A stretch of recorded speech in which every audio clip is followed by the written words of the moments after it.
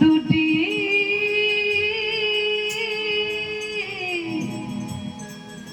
রাঙা চরণ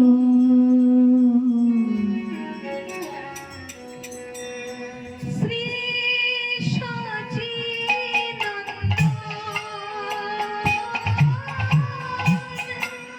শ্রী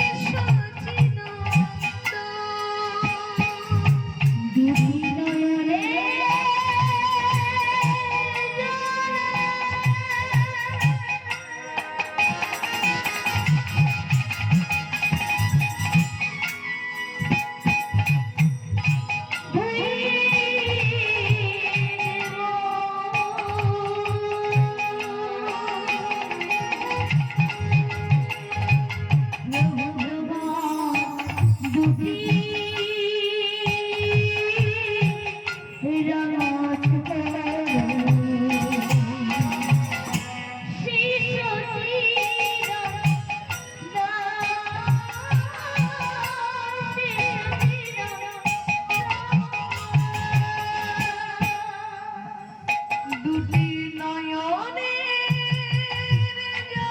নয়ন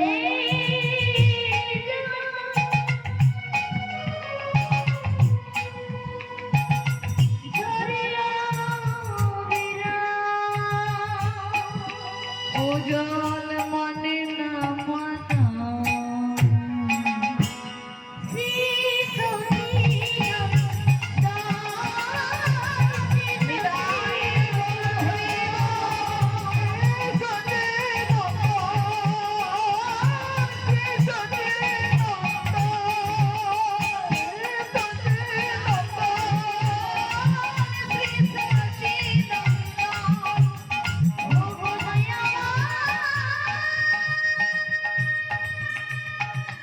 হরি বল হরি বল হরি বল।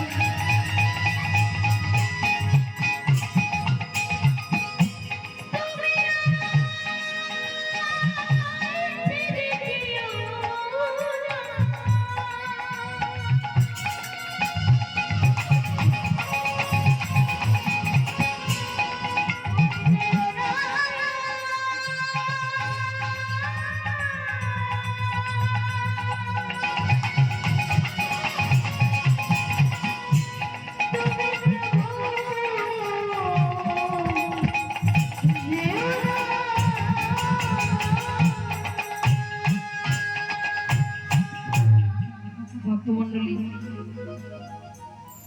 এত অনুনয় বিনয় করলেন, কিন্তু গৌর হরি ক্ষমা করলেন না। গোবিন্দ ঘোষকে নির্বাসন দিয়ে তিনি চলে যাচ্ছেন অন্যান্য ভক্তদের নিয়ে। আর যখন চলে যাচ্ছেন, ভক্তের তখন অভিমান হলো, মা ভগবানের উপর রাগ হলো। প্রভু, এত করে ক্ষমা চাইলাম, তবু তুমি ক্ষমা করলে না, তাহলে তুমিও শুনে নাও প্রভু, আমি যদি সত্যি তোমায় ভালোবেসে থাকি, আমি যদি মন প্রাণ দিয়ে তোমার চরণ সেবা করে থাকি, আজ আমি এই অগ্রদ্বীপের মাটিতে দাঁড়িয়ে প্রতিজ্ঞা করছি প্রভু, আমার চোখের জলের মূল্য দিতে, আমার ভালোবাসার মূল্য দিতে, আজ থেকে 15 দিনের মধ্যে এই অগ্রদ্বীপে গঙ্গার ঘাটে তোমায় ফিরে আসতেই হবে, ফিরে আসতেই হবে, ফিরে আসতেই হবে। গৌর হরি মনে মনে ভাবলেন, গোবিন্দ আমি আসবো তোমার কাছে, তুমিও যেমন আমায় ছেড়ে কষ্টে থাকবে, তেমনি তোমার মতো ভক্তকে ছেড়ে আমি কষ্টে থাকবো, কিন্তু আমি যে জগৎকে তোমাকে দিয়ে জগৎকে শিক্ষা দেব, তাই তুমি অপেক্ষা করো আমার জন্য। এই বলে গৌর হরি সেই স্থান পরিত্যাগ করলেন। আর গোবিন্দ ঘোষ নিজ হাতে পর্ণকুটির নির্মাণ করে, পাতার কুটির নির্মাণ করে সেই কুটিরে বসে গৌর ভজন করতে লাগলেন। দেখতে দেখতে 14 দিন কেটে গেল, বাকি রইল একটা দিন। আর যখন গৌর হরি ফিরে আসছেন না, গোবিন্দ ঘোষ ভেবে নিলেন যে আমি হেরে গেলাম, আমি গৌরকে ভালোবাসতে পারিনি, তাই তো গৌর আমার কাছে ফিরে এলো না। বেশ, আমি যখন গৌরকে ভালোবাসতে পারলাম না,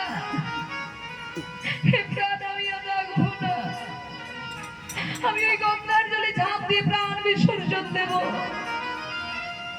এই বলে গোবিন্দ ঘোষ প্রাণ বিসর্জন দেবেন বলে গঙ্গার জলে নেমে দাঁড়িয়েছে। আর অন্তর্যামী গৌর ভগবান তখন ছিলেন দক্ষিণ ভারত রামকেলিতে। সেখানে থেকে জানতে পারলেন যে গোবিন্দ ঘোষ আত্মহত্যা করবে বলে গঙ্গার জলে নেমে দাঁড়িয়েছে। তাই ভগবান আমার ভক্তকে রক্ষা করবার জন্য একটি পাথরের খণ্ডে কৃষ্ণ নাম লিখে জলে ভাসিয়ে দিলেন। বলে পাথর কি জলে ভাসে? বলে ভাসে গো ভাসে, নামের মহিমায় গৌরের কৃপায়। পাথর জলে ভাসতে ভাসতে সে গোবিন্দ ঘোষের গায়ে মারলো ধাক্কা। আর ধাক্কা যেই মারলো, গোবিন্দ ঘোষ নয়ন মিলে তাকালো, আর ওই পাথরটি বলে উঠলো, গোবিন্দ আত্মহত্যা করো না, আর একটু অপেক্ষা করো, গৌর হরি আসছেন তোমায় দর্শন দেওয়ার জন্য। তাই আত্মহত্যা না করে সেই পাথরটাকে বুকে জড়িয়ে গোবিন্দ ঘোষ নিজের পর্ণকুটিরে ফিরে এলেন।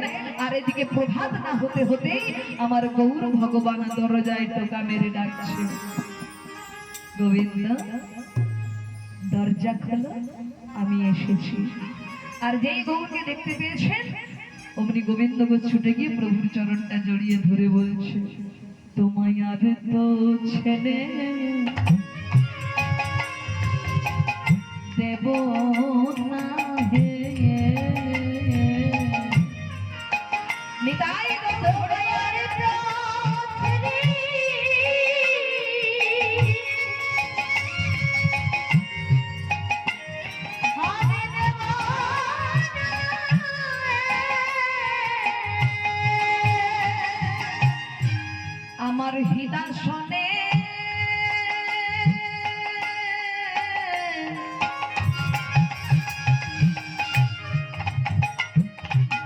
তোমায় বসায়ে রাখবো, তোমায় আর তো ছেড়ে না দেব না হে। তোমার হৃদয় ছলে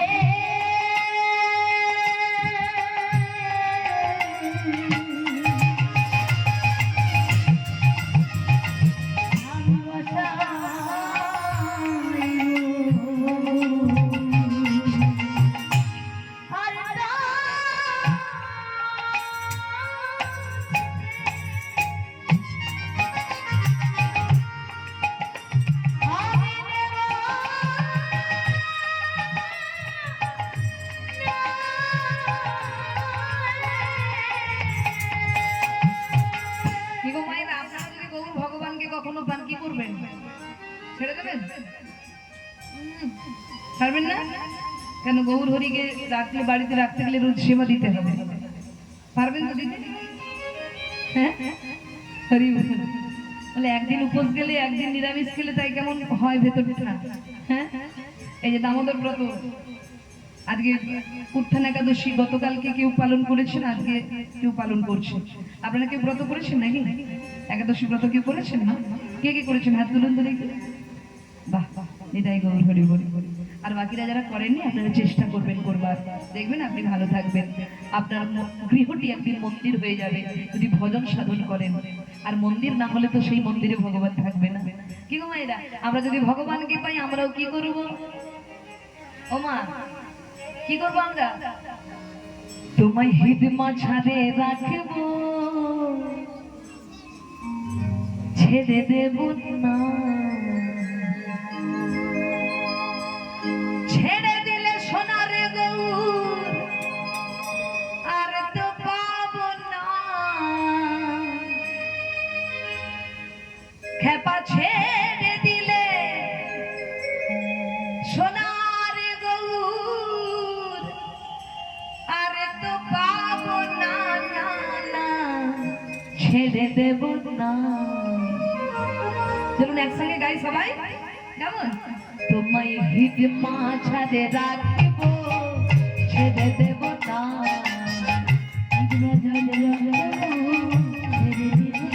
তোমায় বক্ষ মাঝে রাখবো, ছেড়ে দেব না।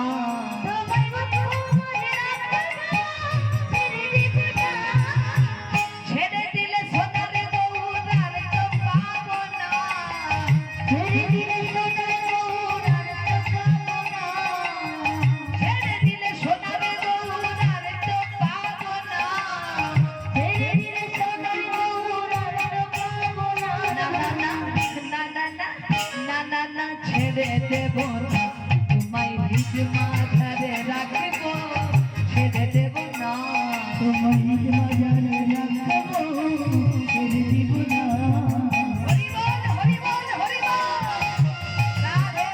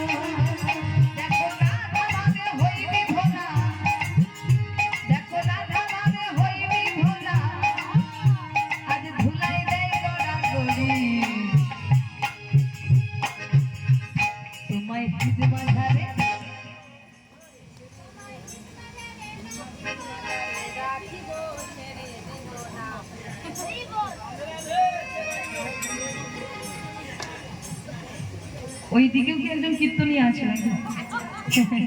হরি বল।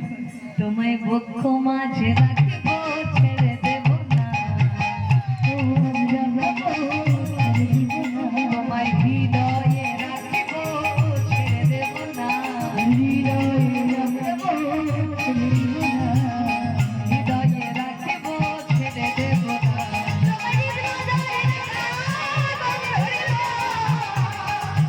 তোমায় বক্ষ মাঝে রাখিব ছেড়ে দেব না, তোমায় বক্ষ মাঝে রাখিব।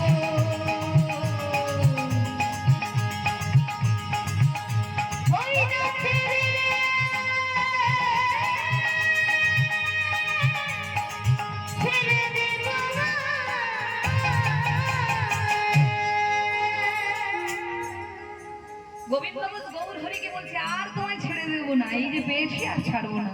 কিন্তু মা গৌরকে কি রাখতে পারবে? তা তো সম্ভব নয়। আজকে গোবিন্দ ঘোষ যখন গৌরকে ছাড়ছে না, গৌর হরি বলছে গোবিন্দ সেই পাথরটি কোথায়? যে পাথরটি ধাক্কা দিয়েছিল সেই পাথরটি কই? তাড়াতাড়ি করে পাথরটি এনে গৌর হরির হাতে দিলেন। আর গৌর হরি কৃপায় সেই পাথর থেকে একটি গোপীনাথের বিগ্রহ মূর্তি তৈরি হলো। আর সেই গোপীনাথের মূর্তিটি গৌর হরি হাতে নিয়ে গোবিন্দ ঘোষের হাতে অর্পণ করে বলছে, গোবিন্দ এই দেখো গোপীনাথ, এই গোপীনাথের সেবা তুমি রোজ করবে পুত্র স্নেহে, সন্তানের মতো করে একে ভালোবাসবে। তুমি বিবাহ করো, সংসারী হও, সংসারে থেকে ভজন করো, আর সংসারে থেকেই ভজনের দ্বারা তুমি ভগবত কৃপা লাভ করবে। এই বলে গোপীনাথের সেবার দায়িত্ব গোবিন্দ ঘোষকে দিয়ে মহাপ্রভু চলে গেলেন। আর মহাপ্রভুর আদেশে গোবিন্দ ঘোষ মাকে বিবাহ করলেন। স্ত্রী মাধবী দেবী আর গোবিন্দ ঘোষ দুজনে মিলে গোপীনাথের সেবা করছেন। ভগবান জ্ঞানে নয়, কোন জ্ঞানে? পুত্র স্নেহে। গোপীনাথ হলো তাদের পুত্র, পুত্র স্নেহে সেবা করছে মা। আর ওই সেবা করতে করতে দিন যায়, মাস যায়, বছর যায়। একদিন মাধবী দেবীর অন্তরে বাসনা জাগলো কি? আর ওই পাথরের সন্তান তার ভালো লাগছে না, এবার তিনি সচল সন্তানের মা হতে চায়, তিনি মা হতে চায়। তাই ভগবানের কৃপায় মাধবী দেবী গর্ভবতী হলেন। 10 মাস 10 দিন পর মাধবী দেবীর কোল আলো করে ফুটফুটে পুত্র সন্তান হলো। এইবার দেখুন মায়েরা কি ঘটবে। এতদিন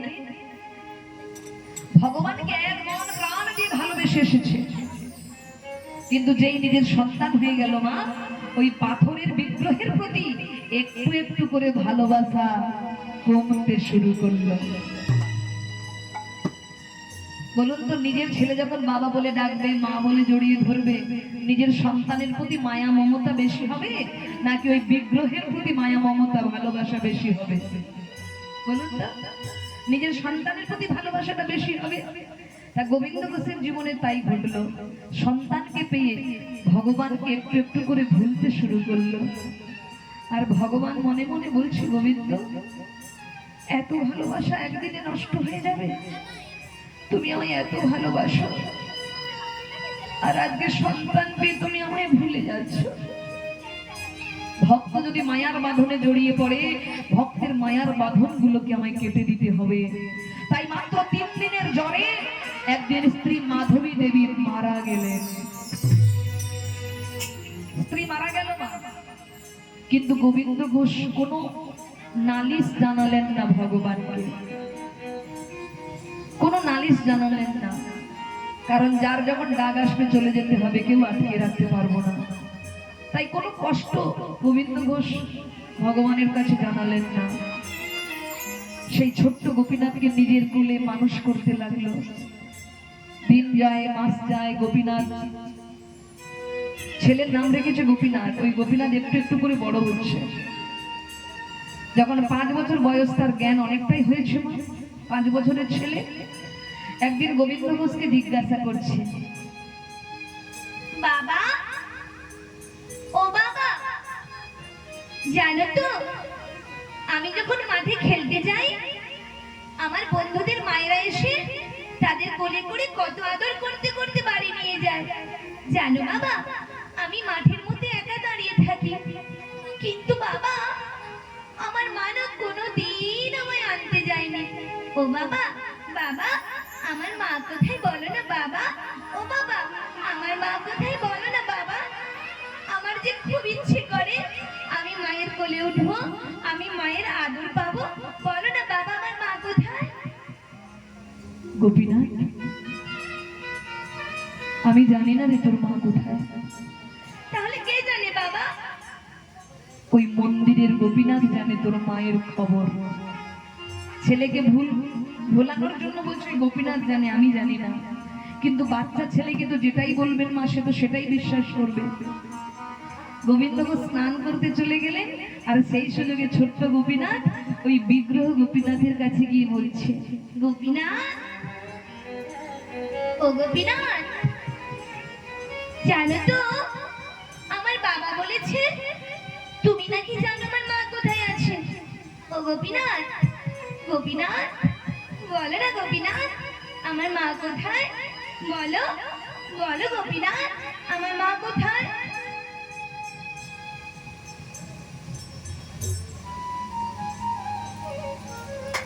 কোনো উত্তর দিচ্ছে না গোপীনাথ। যখন উত্তর দিচ্ছে না, তখন গোপীনাথ আরো জোর করে করে ডাকছে, ও গোপীনাথ, বলো না, বলো আমার মা কোথায়? বলো বলো আমার মা কোথায়? ও গোপীনাথ বলো। বুঝি হারিয়ে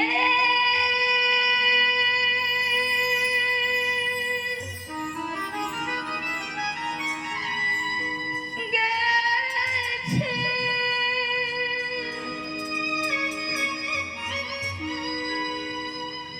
মা যে আমার,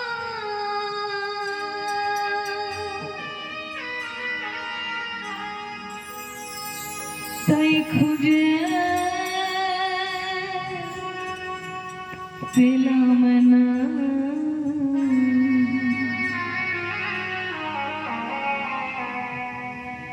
বলো কোথায় আমার মা?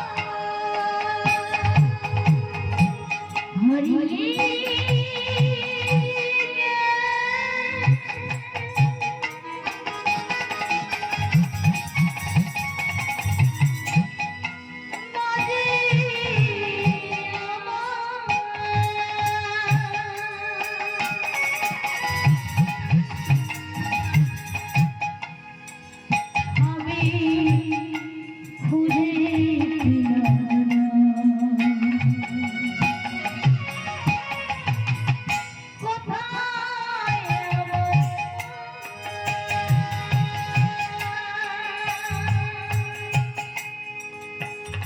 বুঝি হারিয়ে গেছে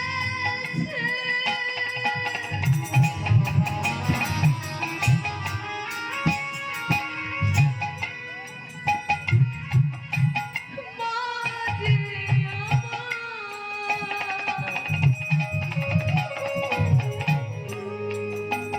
আমি খুঁজে পেলাম না।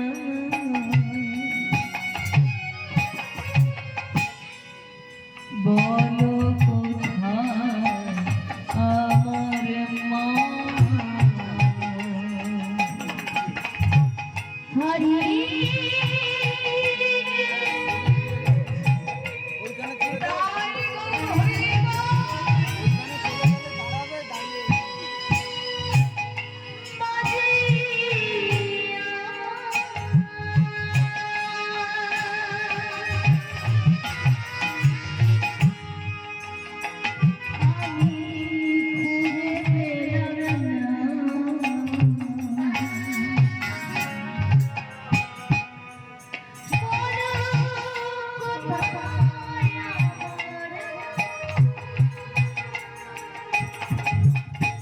ভক্তমণ্ডলী, ভক্তিমতী মায়েরা, এই জগতে যার মা নেই, তার জগতে কেউ নেই। মা গো, মায়ের মতো করে সন্তানকে কেউ আগলে রাখতে পারে না। যে সন্তান জন্মের পর মাকে হারিয়ে ফেলে, তার মতো দুঃখী নিয়ে কেউ থাকতে পারে না। তাই ভক্তমণ্ডলী, ভক্তিমতী মায়েরা, আপনারা ভগবানের কাছে প্রার্থনা করবেন, শুধু আপনাদের বাড়ির পিতামাতা নয়, আমার পিতামাতা যেন ভালো থাকে, নিতাই গৌর হরি হরি বল। বাম দিকে যিনি বসে আছেন উনি আমার বাবা, আর বাড়িতে আমার মা রয়েছে। আজকে যখন গানে আসছিলাম, আমার মায়ের শরীরটা খুব অসুস্থ হয়ে পড়েছে। ভগবানের কাছে প্রার্থনা করুন আমার মা যেন ভালো থাকে। ভক্তমণ্ডলী, পিতামাতার মতো মূল্যবান সম্পদ যদি কোনো সন্তান হারিয়ে ফেলে, তার জীবনে দুর্দিন নেমে আসে মানুষ। তাই আমার মা যেন ভালো থাকে, সুস্থ থাকে। ভক্তমণ্ডলী, যারা ইউটিউবে আমার প্রোগ্রাম শুনেছেন আপনারা হয়তো অনেকে জানেন বা জানেন না, আজ আমি কীর্তন গান করছি ছোটবেলা থেকে। আমার এই যে কীর্তন গান করে আমি যতটুকু উপার্জন করছি, আমার এই উপার্জিত অর্থ দিয়ে আমাদের গ্রামে 1 বিঘে জায়গা কিনেছি, যেখানে নব বৃন্দাবন তৈরি হচ্ছে। আমার গ্রামের নাম হরিনারায়ণপুর। আশীর্বাদ করবেন।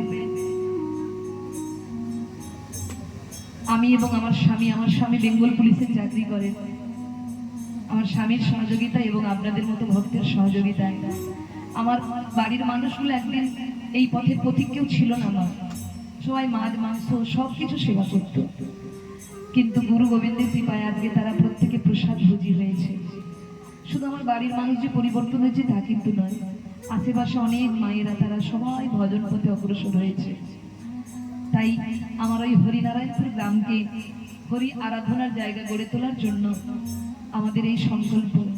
জীবনে যতটুকু উপার্জন করছি, আজ দেশ বিদেশ ভ্রমণ করছি হরিনাম করে, যতটুকু উপার্জন করছি সবটুকু দিয়ে যেন আমি আমার নব বৃন্দাবন গড়তে পারি। যাদের হাতে বড় মোবাইল আছে আপনারা ইউটিউব সার্চ করবেন, দেখতে পাবেন মন্দিরের কাজ চলছে। যে মন্দির নির্মাণ করতে প্রায় 2 থেকে 3 কোটি টাকার বাজেট। আমার মতো অধম কীর্তনিয়ার পক্ষে অসম্ভব, কিন্তু যার মন্দির তিনি করছেন আমি উপলক্ষ মাত্র। তাই মাগো, আমার একটি ছেলেও আছে যার নাম কৃষ্ণ গোপাল, যার বয়স এই 11 বৎসর পড়ল। কৃষ্ণ গোপাল ভগবানের কাছে প্রার্থনা করে চেয়েছিলাম, গোবিন্দ তোমার সেবার লাগে তুমি একটি সন্তান দাও। তাই কৃষ্ণ গোপাল খুব দুষ্টু, আপনারা আশীর্বাদ করবেন। ও কোনোদিন মানে মাছ মাংস তো খাই না, সারা জীবন জন্মের পর থেকেই নিরামিষ ভোজি, এবং প্রত্যেকদিন স্নান করে তুলসী তলায় জল দিয়ে ভগবানকে প্রণাম করে দাদুর সঙ্গে তিলক স্মরণ করে স্কুলে যায়। তো কৃষ্ণ গোপাল 11 বছর বয়সে একটি গান লিখেছে, আপনারা কি একটু শুনতে চান? গানটি গাইব, কৃষ্ণ গোপালের গান। ও যেমন পেরেছে গেয়েছে আর কি, তো লিখেছে গানটি এবং সুরটাও নিজে করেছে। আমি একটু ছোট করে গাইছি, আপনারা মন দিয়ে শুনবেন। যদি ভালো হয় তাহলে সবাই মিলে একটু কৃষ্ণ গোপালকে আশীর্বাদ করবেন, ও যেন গোবিন্দ পাদ পদ্মে স্থান পায়। নিতাই গৌর হরি হরি বল। এসো ভগবান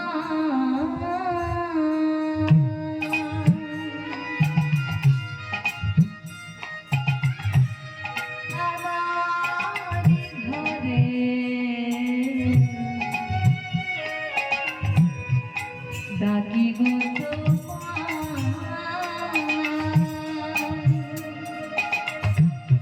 নয়নের জলে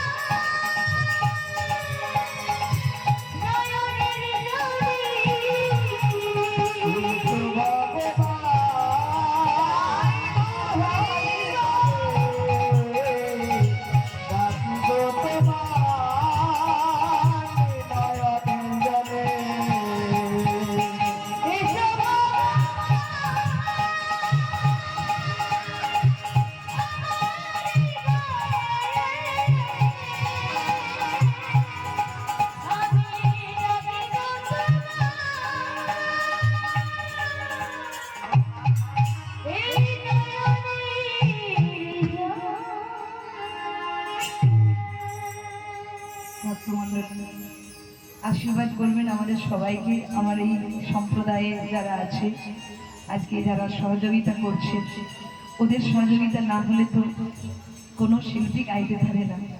আমাদের সবাইকে আশীর্বাদ করবেন যেন যে যার কর্মের দ্বারা যেন ভগবত চরণ পায়। নিতাই গৌর হরি হরি বল। তাই ভক্তমণ্ডলী মায়েরা আজকে দেখুন মা মা বলে গোপীনাথকে ডাকছে, বলছে আমার মা কোথায়, বলে দাও গোপীনাথ আমার মা কোথায়, সবার তো মা আছে, আমার মা কই গোপীনাথ। যখন উত্তর দিচ্ছে না তখন ওই ছোট্ট গোপীনাথ পাথরের গোপীনাথের চরণে মাথা ঠুকছে।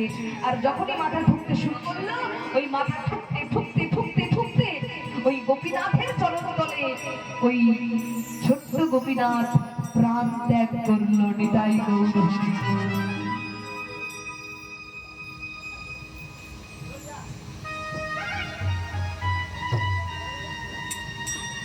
ওমা যার সন্তান নেই তার তো কষ্ট আছে, কিন্তু বলুন তো যদি কেউ পেয়ে হারিয়ে ফেলে তার শতগুণ কষ্ট হয় কিনা। গোবিন্দকে স্নান করে এসে দেখে গোপীনাথ মুখ থুবড়ে পড়ে আছে বিগ্রহ গোপীনাথের চরণে। আর যেই না দেখলো ছেলেটা মুখ থুবড়ে পড়ে আছে, অমনি গোবিন্দ ঘোষ ছুটে গিয়ে পুত্র গোপীনাথকে কোলে তুলে নিয়ে চিৎকার করে কেঁদে উঠল, গোপীনাথ ওরে গোপীনাথ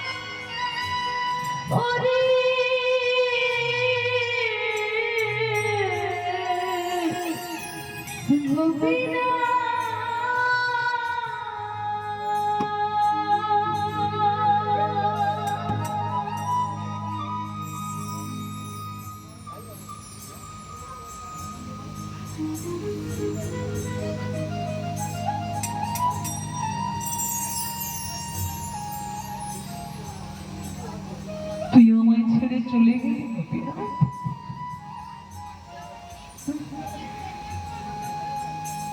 তুই আমায় ছেড়ে চলে গেলি।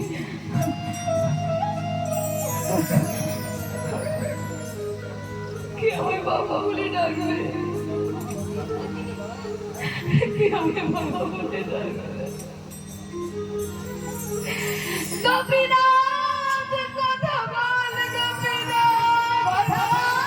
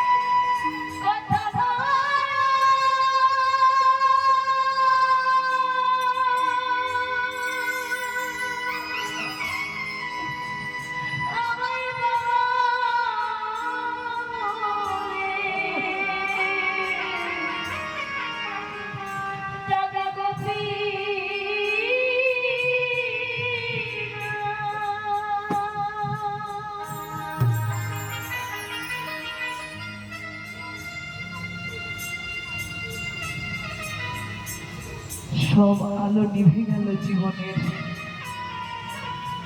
সেই মৃত পুত্রকে কোলে নিয়ে উন্মাদ পাগলের মতো গঙ্গার তীরে বালুকায় গর্ত করে নিজের একমাত্র পুত্র গোপীনাথকে সমাধি দিলেন। মাগো সন্তান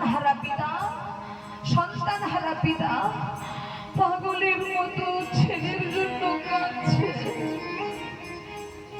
কাঁদতে কাঁদতে পর্ণকুটিরে ফিরে এলেন আর ওই পাথরের বিগ্রহের দিকে অপলক নয়নে তাকিয়ে আছে। আর তাকিয়ে থাকতে থাকতে হঠাৎ গোপীনাথের নয়নে নয়ন দিয়ে বলছে, গোপীনাথ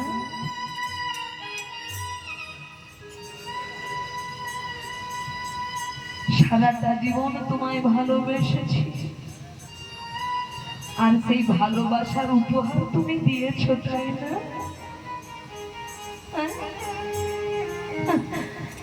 বলি আমি কি তোমার হাতের পুতুল নাকি গোপীনাথ? তুমি যখন খুশি যেমন ভাবে আমায় নাচাবে, তাই তো? শোনো, যে হাত দিয়ে আমি এতদিন তোমার সেবা করেছি, যে হাত দিয়ে আমি এতদিন তোমার পুজো করেছি, যে হৃদয় সিংহাসনে আমি তোমায় বসিয়েছি, সবার থেকে তোমায় বেশি ভালোবেসেছি, আজ আমি তোমার সামনে দাঁড়িয়ে প্রতিজ্ঞা করছি, গোপীনাথ আজকের পর থেকে আমি আর তোমার সেবা করব না, করব না, করব না। তুমি তুমি তুমি প্রভু নও, তুমি তুমি ভগবান হতে পারো না।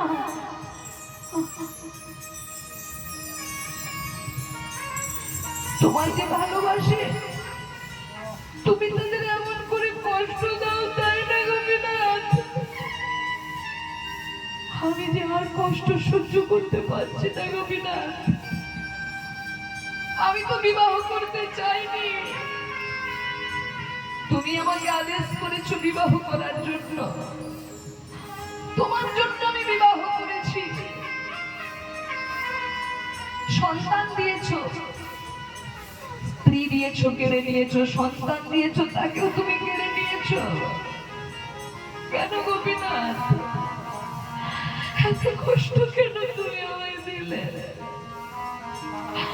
আমারও তো হৃদয় আছে, আমারও তো হৃদয় আছে, আমারও যে কষ্ট হয়, আমারও যে যন্ত্রণা হয়, আমিও যে কষ্ট পাই গোপীনাথ, আমিও যে কষ্ট পাই।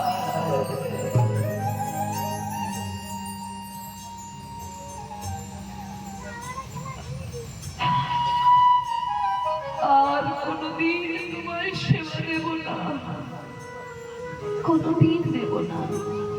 তাই রাগে অভিমানে গোবিন্দ ঘোষ মন্দিরের দরজাটি বন্ধ করে দিলেন। 3 দিন বন্ধ হয়ে গেল গোপীনাথের সেবা। নিজেও কিছু সেবা করেন না, আর গোপীনাথেরও সেবা দেন না। আর 3 দিনের দিন ভগবান আর থাকতে পারলো না মা।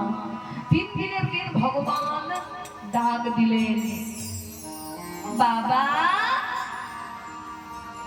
কিছু বলবে?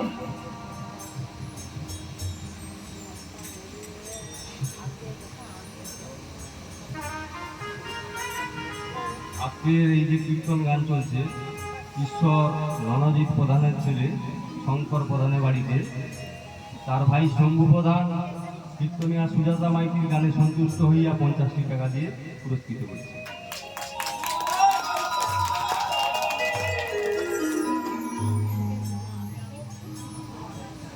তিন দিনের দিন ডাক দিলেন,